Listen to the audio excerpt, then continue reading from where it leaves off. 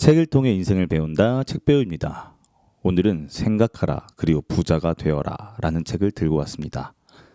이 책을 읽으면서 알게 되었지만 이 책이 자기계발서의 선조라고 볼 수 있을 정도로 모든 자기계발서는 이 책을 참고해야만 할 정도의 책이라고 합니다. 책을 읽으면서도 정말 배울 게 많아서 앞으로 몇 번이고 다시 들춰봐야겠다는 생각까지 들었습니다. 이 책의 저자가 낸 책도 꽤 많이 있는데요. 이를테면 기록하면 이루어진다. 결국 당신은 이길 것이다. 나폴레온 힐의 성공 철학 등등 앞으로 계속 낭독해 드릴 테니까 기대하셔도 좋습니다. 제가 앞에 영상에서도 언급한 적이 있는데요. 과학적으로 밝혀지고 두 눈에 보이고 손에 잡히는 것보다는 더 중요한 것이 있을 것 같다고요. 네, 그건 바로 잠재의식입니다. 그 개념이 이 책에도 자세히 나와 있고요.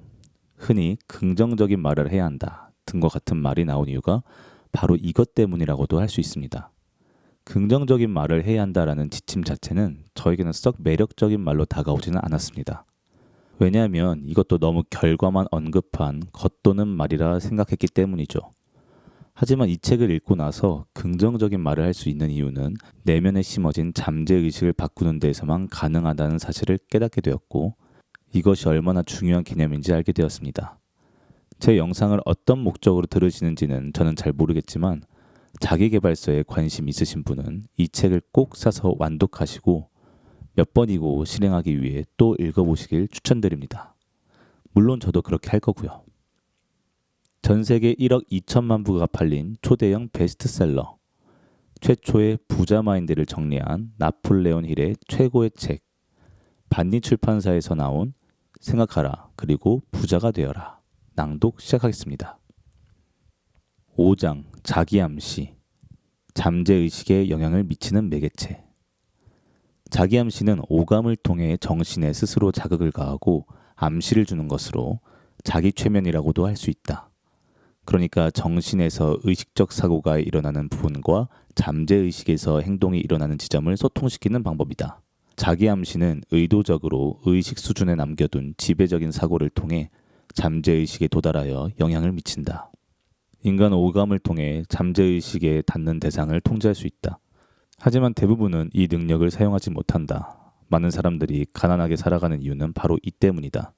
잠재의식은 비옥한 토양과 같다. 건강한 씨앗을 뿌려주지 않으면 그 땅에는 잡초가 자라게 된다. 자기암시는 잠재의식에 창조적 생각을 심어주는 방법이며 그렇게 한다면 건설적인 사고를 세우고 마음의 정원을 풍요롭게 만든다.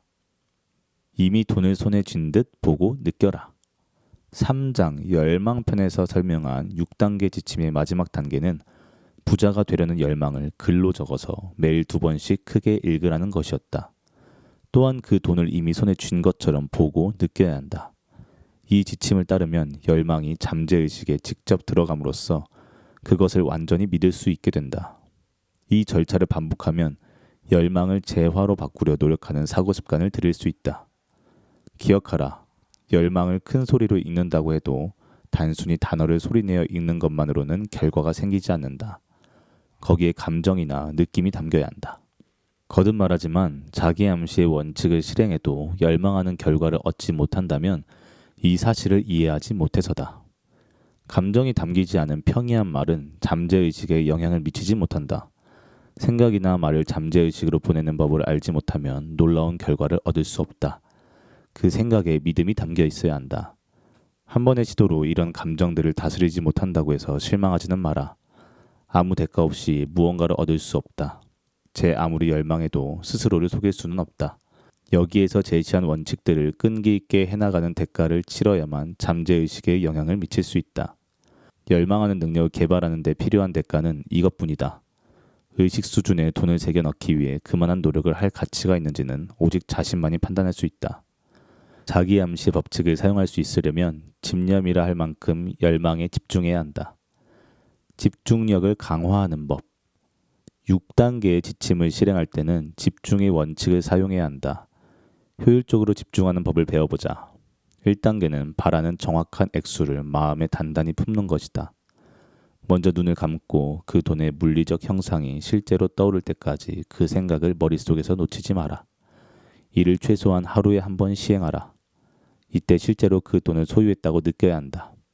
잠재의식은 완전한 믿음을 지니고 내린 명령을 받아들이고 실행하므로 잠재의식이 해석할 때까지 명령을 거듭해야 한다.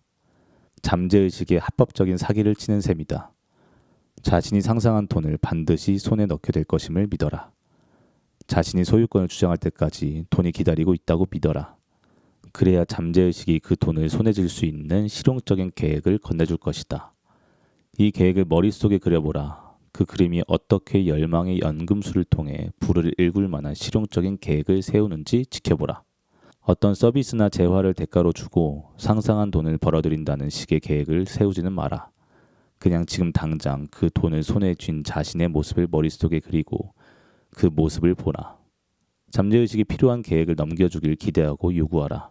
정신을 차리고 이 계획들이 나타나길 기다렸다가 그것이 나타나면 즉시 실행에 옮겨라. 이런 계획들은 머릿속에 영감이나 직감이라는 형태로 번쩍 떠오르곤 한다. 이런 영감은 무한지성에서 나온다. 계획을 정중하게 받아들이고 곧바로 실행에 옮겨라. 6단계 중 4번째는 열망을 실현할 확실한 계획을 세우고 곧장 그 계획을 실행에 옮기는 것이다. 눈을 감고 마음속으로 이런 계획이 세워지고 실천하는 모습을 생생하게 그려라. 열망의 연금술을 통해 부를 일구는 계획을 세울 때는 합리적인 이유나 논리를 따지지 마라. 합리적인 추론 능력이란 본래 게으르기 때문에 그에 전적으로 매달리면 실망만 하게 될 것이다. 부를 일구겠다는 의도를 지니고 상상할 때 그 보상을 받고자 치르기로 한 대가, 즉 자신이 제공할 노동이나 상품을 떠올려라. 그것이 중요하다. 잠재의식을 자극하라. 다음은 6단계 지침을 이 장에서 다룬 원칙들을 적용해 정리한 것이다. 1. 누구에게도 방해받지 않을 조용한 장소에서 눈을 감고 큰 목소리로 모으고 싶은 액수를 쓴 선언문을 반복해 읽는다. 스스로 귀에 들리도록 읽는다. 그 돈을 언제까지 모을 것인지 기한을 정하고 자신이 어떤 노동으로 그 돈을 벌지 떠올려라. 이때 이미 자신이 그 돈을 가지고 있는 모습을 그려라. 이를테면 지금부터 5년 동안 1월 1일까지 5만 달러를 모으겠다고 결심하고 영업사원으로 일하면서 그 돈을 벌어야 한다고 하자. 목표 선언문은 다음과 같을 것이다. 땡땡년 1월 1일까지 나는 5만 달러를 가지게 될 것이다. 그 사이에 시시때때로 돈이 들어올 것이다. 이 돈에 대한 대가로 나는 할 수 있는 가장 효율적인 노동력을 제공할 것이다. 가급적 그 일에 최선을 다해 많은 시간을 들일 것이다. 영업사원으로서 땡땡을 최선을 다할 것이다. 나는 그 돈이 내 수중에 들어오게 될 것을 믿는다. 지금 내 앞에 그 돈이 있다고 강하게 믿는다. 손에서 그 돈의 촉감이 느껴진다. 그 날짜에 액수가 내 수중에 들어오도록 나는 그에 대한 대가로 어떤 서비스를 제공할지 떠오르길 기다리고 있다. 그 돈이 들어올 계획이 나타나길 기다리고 있으며 계획이 떠오르는 즉시 따를 것이다. 2번. 원하는 액수가 보일 때까지 이 선언문을 잠들기 전과 잠자리에서 일어났을 때 반복해서 읊는다. 이 선언문을 밤낮으로 볼 수 있는 곳에 붙여두고 머릿속에 확실하게 새겨질 때까지 잠들기 전과 잠자리에서 일어났을 때 읊는다. 이 지침을 실행할 때 자기 암시의 원칙을 활용해야 한다는 점을 기억하라. 잠재의식의 명령을 내리는 목적으로 말이다.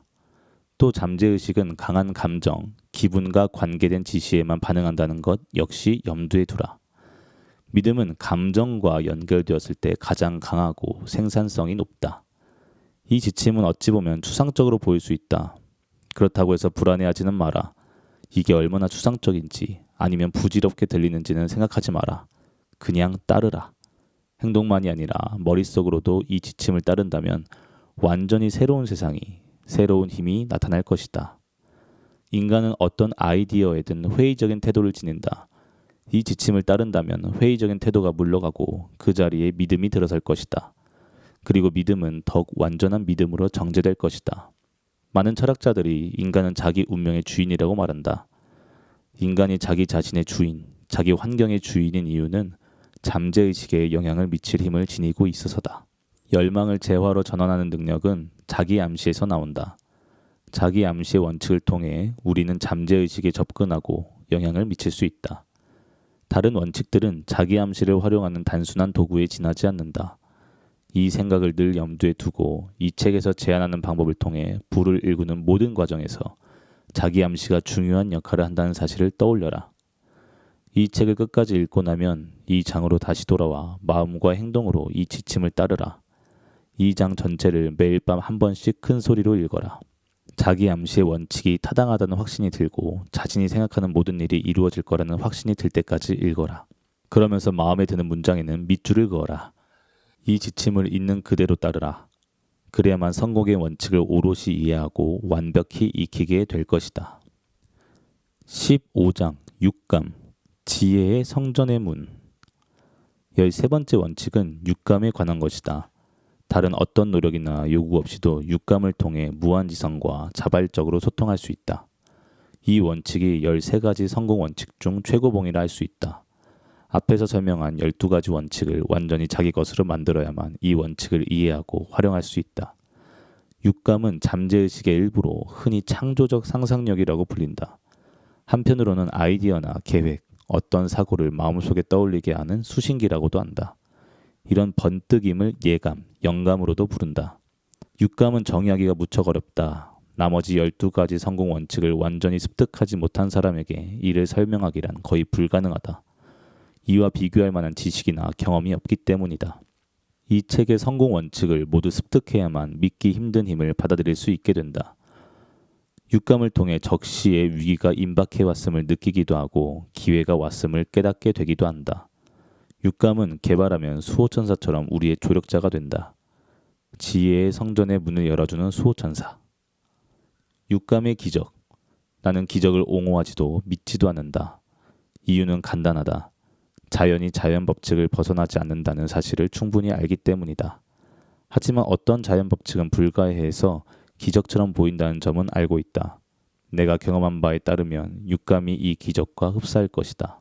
내가 아는 것은 세상에는 어떤 힘, 제1원인, 우주지성이 존재하며 이것이 물질을 이루는 모든 원자 하나하나에 스며 있고 인간이 지각할 수 있는 에너지를 품고 있다는 사실 정도다. 이 무한지성이 도토리를 참나무로 키우고 물이 중력의 법칙에 반응하여 언덕 아래로 흘러가게 하며 낮을 거쳐 밤이 오게 하고 여름을 지나 겨울이 되게 하며 모두 제각각 적절한 자리를 유지하고 서로서로 영향을 미친다는 사실을 알고 있다. 이 책에서 설명한 성공 원칙들을 통해 무한지성이 열망을 물리적 형태로 바꾸도록 도와줄 것이다. 나는 이를 경험하고 실험해 보았기에 알고 있다. 지금까지 단계를 거쳐서 이 마지막 원칙까지 도달했다. 앞의 원칙을 모두 습득했다면 이제 의심하지 않고 이 장의 특별한 주장을 받아들일 준비가 된 셈이다. 앞서 12가지 원칙을 완전히 받아들이지 못했다면 먼저 그것들을 완전히 익히고 나서 이 장의 주장을 믿을지 말지 판단하라. 위대한 인물들을 본보기로 삼아 인생을 형성하라. 나는 언제나 영웅을 흠모했다. 그렇게 하면 존경하는 인물을 닮으려고 애쓰게 되기 때문이었다. 경험을 통해 나는 위대한 인물이 되는 방법은 위대한 인물들을 모방하고 그들처럼 행동하고 그들처럼 보이고 그들처럼 느끼는 일임을 알게 되었다. 믿음을 지니고 내 영웅들을 따라하려고 애쓰자 나는 무척이나 성공적으로 일을 해내는 큰 능력을 갖게 되었다. 나는 책을 출판하기 오래전 대중 강연을 하기 전부터 내게 감명을 준 9사람을 모방하려고 애쓰면서 성격을 다듬었다. 바로 에머슨, 페인, 에디슨, 다윈, 링컨, 버뱅크, 나폴레옹, 포드, 카네기다. 나는 오랫동안 이 9사람을 보이지 않는 자문이라고 부르며 상상자문회의를 했다. 상상자문회의란 이러하다. 잠자리에 들기 전에 눈을 감고 상상의 눈으로 이들이 나와 회의 테이블에 착석해 있는 모습을 본다. 이 시점에서 나는 이들 사이에 앉아있는 게 아니라 의장의 역할을 수행하며 회의를 통솔한다. 나는 분명한 목적 아래 상상력을 이용했다. 내 인격을 가다듬어 이 자문들과 같은 성격을 갖추는 것이 목적이었다. 나는 무지와 미신이 난무하는 환경에서 나고 자란 불리함을 극복하기 위해 나를 재창조하는 이 일에 온 마음을 다했다. 자기 암시를 통한 인격 형성. 물론 나는 지배적인 생각과 열망이 현재의 모습을 형성한다는 사실을 안다. 깊은 열망이 그 열망을 실현할 방법을 찾게 해준다는 사실도 안다.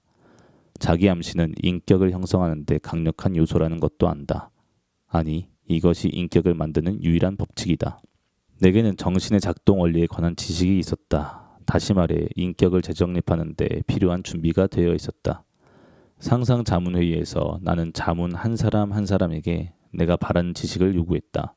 심지어 이렇게 목소리를 높이기도 했다. 에머슨 씨, 나는 선생의 삶을 특별하게 만든 그 자연 법칙을 어떻게 알게 되었는지 궁금합니다. 내 잠재의식에 선생이 이해하고 받아들인 그 자연 법칙, 선생이 소유한 그 자질이 새겨질 수 있게 해주십시오. 버뱅크 씨, 선생이 자연 법칙을 조화롭게 이용해 선인장이 가시를 떨구게 하고 식량으로 삼았지요. 또 풀을 2배로 자라게 만들었고요. 그 비결을 알고 싶습니다. 나폴레옹 형제여, 나는 황제가 사람들을 고무시키고 더 위대하고 결단력 있게 행동하도록 촉구한 그 자질을 얻고 싶습니다. 패배를 승리로 바꾸고 실패와 장애를 뛰어넘게 한 그 불굴의 믿음을 갖고 싶습니다. 페인 씨, 선생은 자유로운 사고와 용기, 확신을 분명하게 표현하는 능력을 갖고 있지요. 나는 그것을 배우고 싶습니다. 다윈 씨, 선생은 어떤 편견이나 선입견 없이 자연의 법칙, 인과관계를 끈기 있게 탐구했지요. 나는 그 능력을 가지고 싶습니다. 링컨 씨, 나는 당신처럼 날카로운 정의감, 불굴의 인내심, 유머 감각, 인간에 대한 이해, 관용을 지닌 사람이 되고 싶습니다. 카네기 씨, 나는 노력을 체계적으로 조직하는 원칙을 알고 싶습니다. 선생은 그 원칙을 통해 무척이나 효율적으로 위대한 사업을 일구어내었지요. 포드 씨, 선생은 인내와 결단력, 균형 감각, 자신감으로 가난을 극복하고 노력을 체계적으로 결집하고 단순화했지요. 나는 그 자질을 배우고 또 다른 사람들에게도 전수하고 싶습니다. 에디슨 씨, 나는 선생이 수많은 자연의 비밀을 밝힐 수 있게 한 믿음의 정신, 수없이 많은 실패에서 승리를 만들어내게 한 끊임없이 노력하는 정신을 가지고 싶습니다. 상상력의 놀라운 힘, 나는 상상 속 자문위원들에게 얻고 싶은 특성에 따라 다양한 방법으로 말을 걸었다. 먼저 그들의 삶을 열심히 조사했다. 몇 달 동안 밤새 연구하자 상상 속 자문들은 매 순간 점점 더 사실적으로 다가왔다. 이들은 모두 저마다의 개성을 갖추어 나를 놀라게 했다. 이를테면 링컨은 늘 늦게야 나타나서 근엄하게 뚜벅뚜벅 걸어오는 습관이 있었다. 그는 늘 진지한 표정이었고 웃는 모습을 거의 보이지 않았다. 반대로 버뱅크와 페인은 재치 있는 농담을 마구 해댔다. 그때마다 다른 자문들은 충격을 받은 듯이 보였다. 버뱅크는 이따금 지각했는데 그럴 때면 흥분하여 변명했다. 사과나무가 아닌 곳에서 사과를 맺게 하려는 실험을 하다가 늦었노라고 말이다. 그러자 페인은 버뱅크에게 남녀 사이의 온갖 문제거리가 사과에서 시작되었는 걸 모르느냐고 책망조로 농담을 던졌다. 다윈은 페일에게 작은 뱀을 조심해야 한다고 낄낄거렸다. 페일이 사과를 따러 숲에 들어가면 그 뱀들이 커다랗게 진화하게 될 거라고 말이다. 에머슨도 한마디 더 했다. 뱀이 없는 곳엔 사과도 안 열리지. 나폴레옹이 거기에 방점을 찍었다. 사과가 없으면 국가도 없다네. 이 회의는 너무나 현실적으로 바뀌어 나는 그들이 어떤 답을 줄지 걱정되기 시작했고 몇 달간 회의를 중단했다. 무척이나 기묘한 경험이었다. 회의를 계속했다가는 그것이 내 상상 속에서 이루어진다는 사실을 잊을 것만 같았던 것이다.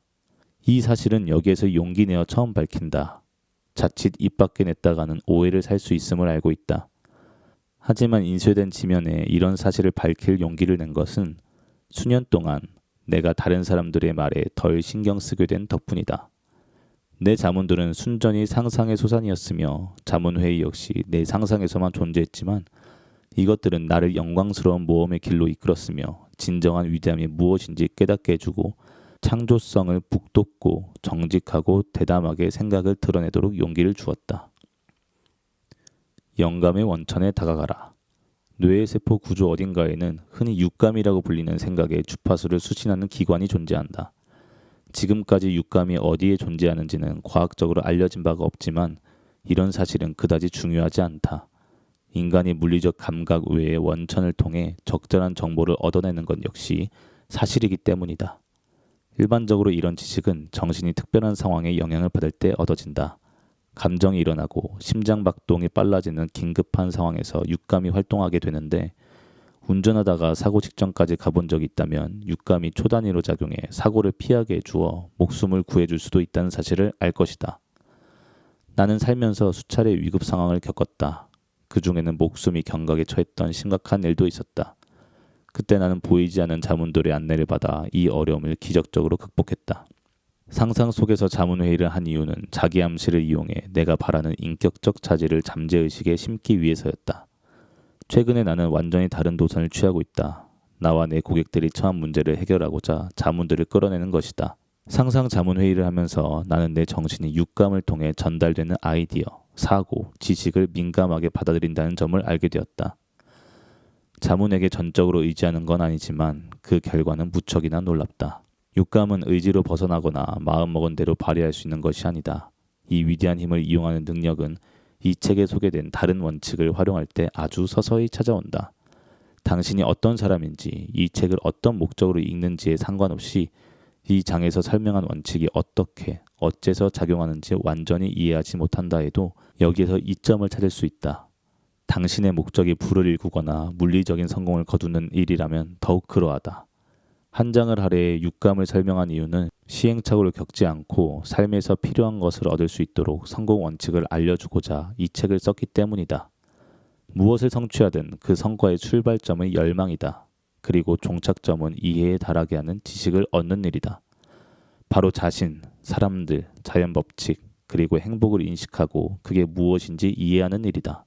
육감의 원칙을 받아들이고 이용하면 완전한 이해에 도달하게 된다. 이 장을 읽으면서 당신은 자신의 정신이 높은 수준으로 고양되었음을 느꼈을지도 모른다. 멋지지 않은가? 한 달 뒤에 이 장을 다시 한번 읽어보고 자신의 정신이 얼마나 높이 고양되었는지 보라. 그리고 이따금 이 일을 반복하라. 자신이 얼마나 많이 배웠는지는 신경 쓰지 마라. 그러면 마침내 낙담을 벗어던지고 두려움을 정복하고 미루는 습관을 극복하고 자유롭게 상상력을 끌어쓰는 힘을 지니게 되는 것이다. 그러고 나면 위대한 사상가, 지도자, 예술가, 음악가, 작가, 정치가를 움직였던 정신에 존재하는 알 수 없는 무언가에 닿게 될 것이다. 예전에는 실패의 징조가 보이자마자 일을 그만두고 나가 떨어졌지만 이제는 쉽게 열망을 물리적, 재화적 실체로 변환시킬 수 있게 될 것이다.